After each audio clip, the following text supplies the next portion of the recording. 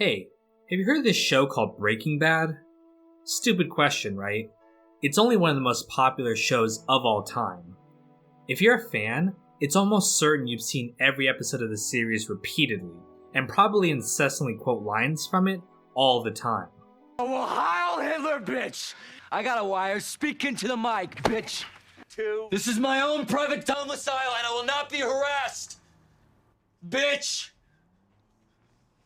But what you may not know is that there's a whole series of Breaking Bad content out there that most people haven't seen.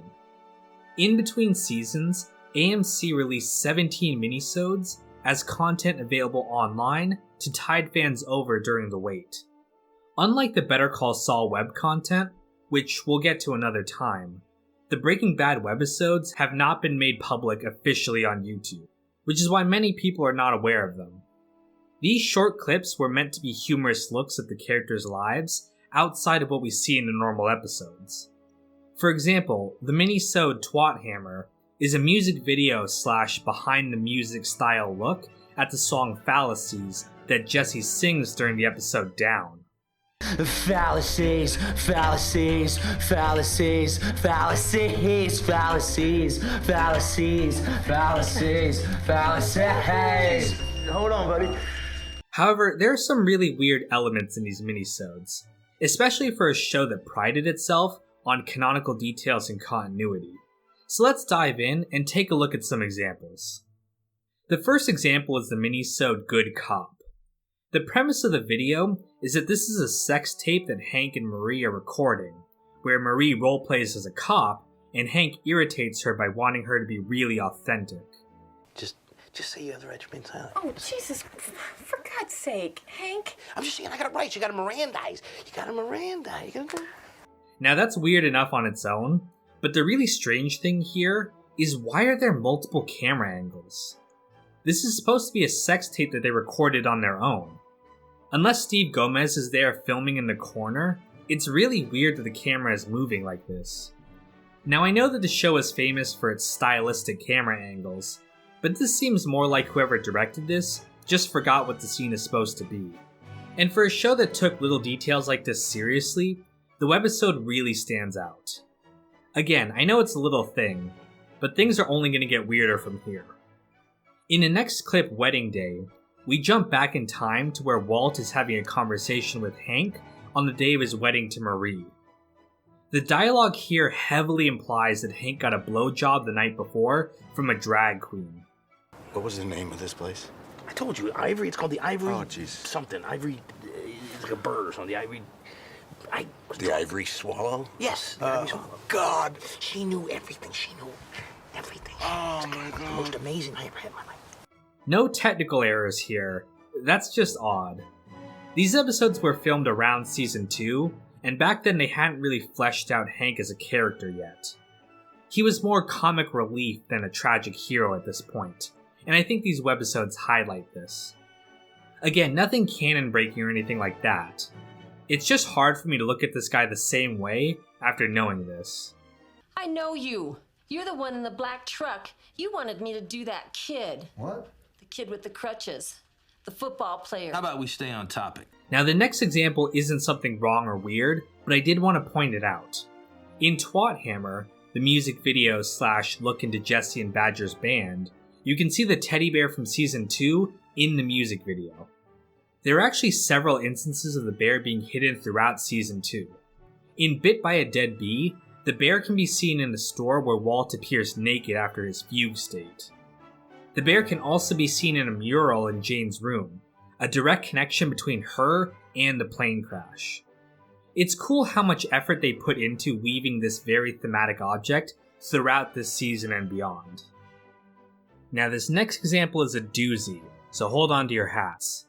The webisode Break-In is a very comedic scene where Walt teams up with Badger of all people to break into an old lady's house in order to steal a vacuum cleaner that Skyler sold in a garage sale. Walt says the vacuum has $47,000 hidden inside of it, and of course he wants to get it back. Badger is his usual annoying self, and they eventually find a key to the garage door. Now this is very nerdy and technical, but there is no way that Walt has that kind of money at any point when he could have known Badger during this season. Badger calls Walt Heisenberg, which is a name he only started using in a crazy handful of nothing. What's your name? Heisenberg. Heisenberg. Okay.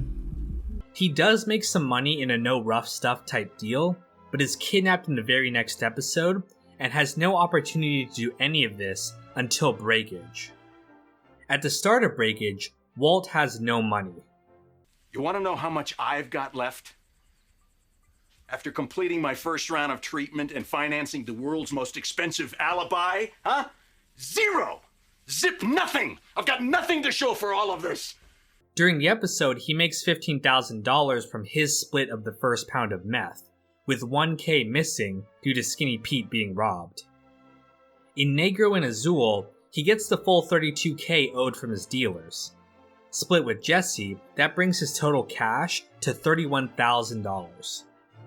Now, it's important to note that Badger did not know Heisenberg during this episode. You're Heisenberg? I guess you can say that Walt was wearing a mask in Break-In, and that's why Badger didn't recognize him, but as we've established, there's no point before this that Walt had $47,000. And after this episode, Badger is terrified of Heisenberg and Jesse because he thinks they'll murder him if he squeals. The kid keeps spouting off about if I talk, they'll kill me, blah, blah, blah. You know, right now, he's the only thing holding up this deal. The way he so casually says "Hey Heisenberg" in this episode implies that he isn't afraid of him, which doesn't make sense if this occurs after Negro and Azul. Now, in Better Call Saul, Walt earns $47,000, but has to spend $40,000 on his half of the plan to get Badger out of prison. Badger then leaves immediately for Fresno. Now, I know that was a lot of little details, but the point here is that there is no time between when Badger met Heisenberg that Walt could have had that amount of money. And again, I know that these are silly videos meant to be mostly comedy, but as far as I can tell, they are meant to be canon. For example, the minisode Wayfarer 515 is a commercial for Saul's class action lawsuit against the airline, very similar to the one we see in 38 Snub. So if you want to tip the scales back in your favor, Better Call Saul!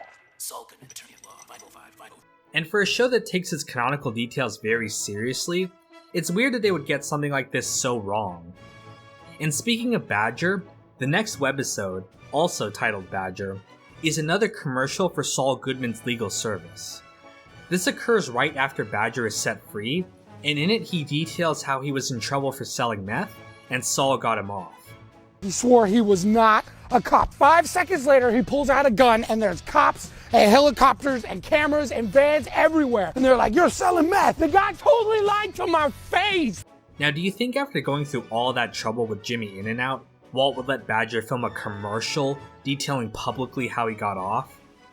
Now, maybe Saul filmed it without asking Walt, as we know he's really into commercials, but it just seems out of character for them to risk this. Now, the last webisode I want to talk about is Team Science. This is an animated comic book style video made by Jesse. In it, we see the superhero personas of the main characters, including some that he showed Jane. Anyways, he goes backwards. He can make everything go in reverse. Time and stuff, like time traveling? No, he just walks backwards. He walks backwards. Now, the interesting thing about this video is the fact that Walt is shown fighting zombies with chemistry. Breaking Bad is on the AMC network, and is actually connected with AMC's other hit show, The Walking Dead. We see the blue meth in Merle's stash in The Walking Dead, and in Fear the Walking Dead, we hear the Ballad of Heisenberg in the background of one of the scenes.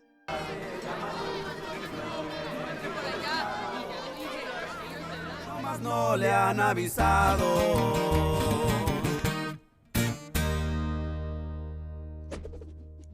Since the Ballad of Heisenberg is an in-universe narco corrido, or drug song, the fact that we hear it on this show implies that they both take place in the same universe. There are even theories that Walt's blue meth is actually the cause of the zombie outbreak.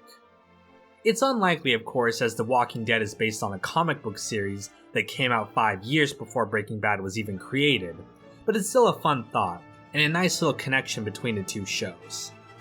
Well, that's everything I wanted to go over with these minisodes.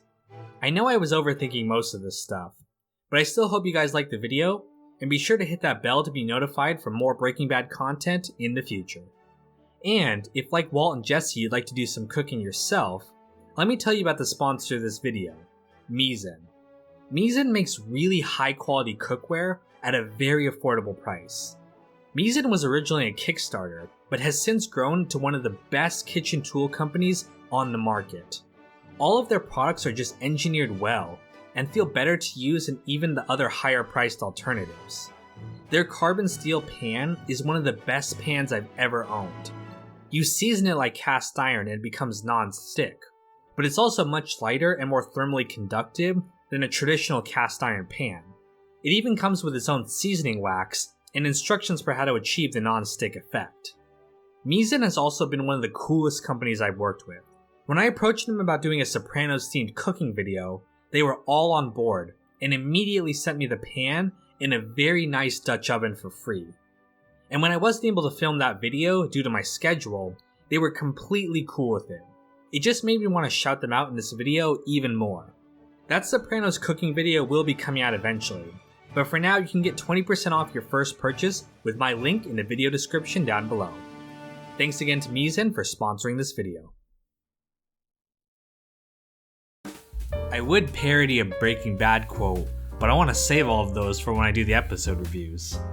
Tommy Smith, Abdallah Al-Amari, Russell, Sean, Graham, Heart of Markness, Broccoli, Placenta Juan, Logan, Clean, John Reyna, Jesse Sterling, Andrew Stewart, Obstacle Racing Media, Daz J-Kit, Conan Higgins, Irish Nachos, Sharose, Greg Penna, Stephen Lillard, Rex Lee, Sam Cedarland, Sandy Wren, and Don Lucania.